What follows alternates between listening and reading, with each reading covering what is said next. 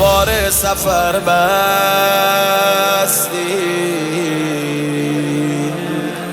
گریه ها رو میری ولی زوده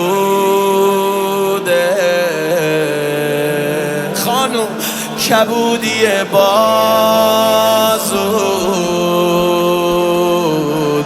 تقصیر من بوده.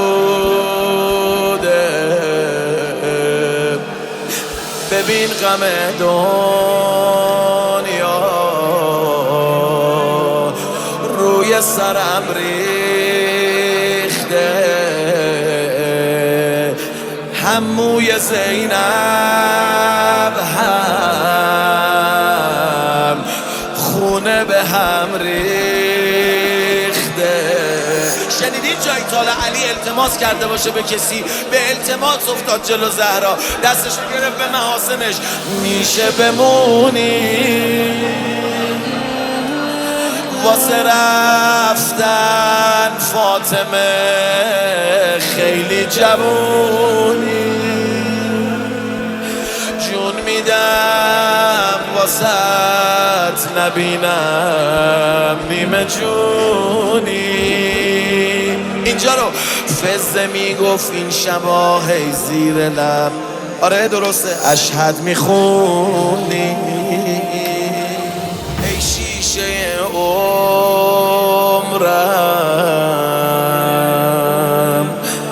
چقدر ترک خوردی.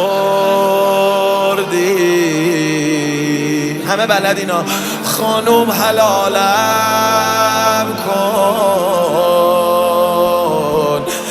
خیلی کتک خوردی. هر کی میتونه اینجا رو گریه نکنه، یاد نزنه، ساکت بشینه، با هم شرط میکنم. زهرا حسن هر شب، من که هنو نگفتم، تو خواب عزاداره. اینجا رو چی دیده تو کوچه، هی میگه گوشواره. تموم شده زهرا بریدم تا به غسل پهلوی زخمیت رسیدم، جز خدا هیچکی نفهمید چی کشیدم.